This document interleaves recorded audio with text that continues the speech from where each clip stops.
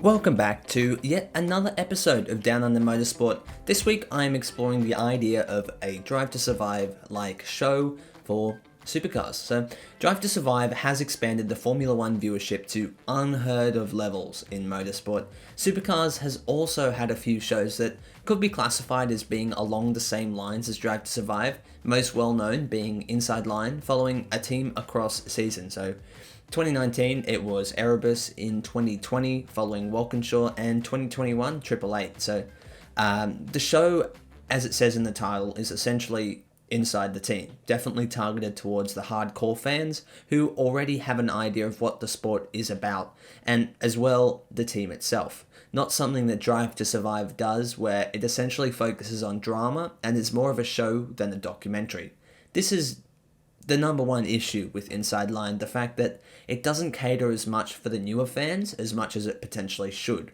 Another large issue is that we don't see Inside Line on large streaming platforms. It is traditionally shown on Fox Sports as platforms under the brand.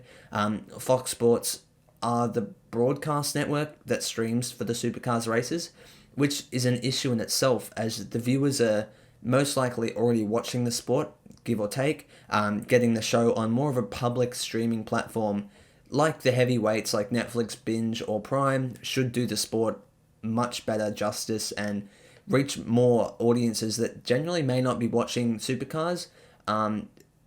Maybe they're watching Formula One, or maybe they don't watch the sport at all.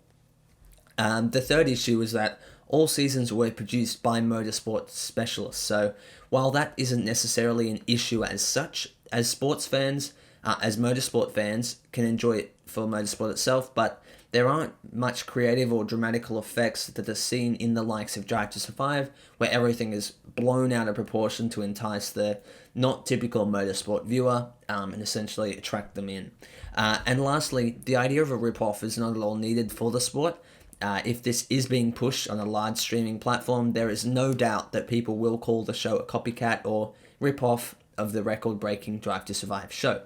However, this is where the negatives end. There is a new show being pushed to streaming networks. A pilot episode was filmed last year at the Bathurst 1000 by a brand named Dream Chaser, a company that has no affiliation to motorsport racing or links as such. They are apparently pushing the pilot episode to networks named Netflix, Amazon, and Stan. Now, there are many hurdles that may stop the show from running, particularly from the teams and drivers themselves.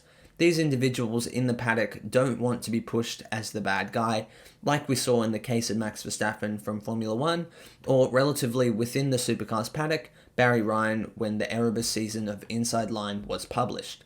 This is a completely fair statement to be making, as no one wants to be pushed as the villain, particularly when we are seeing hate within the paddock currently, with pushes from the likes of Chaz Mostert with his No Social Hate campaign.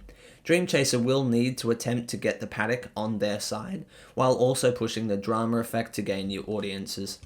Let me know your thoughts, what they are essentially, and how Dream Chaser should push it. I think, feelings aside, it needs to happen.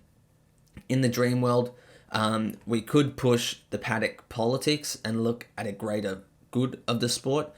We do see time and time again money being an issue, but with more visibility of the sport, more brands want to get involved. This is a real opportunity for the sport, even with my content I make on TikTok, where Formula One is involved with the views, nearly double, potentially more my Supercars content, and demographic statistics show the sport still has an older age group as its primary viewers, which is an issue for the future of the sport when we don't have these young viewers watching, but time will tell, I guess.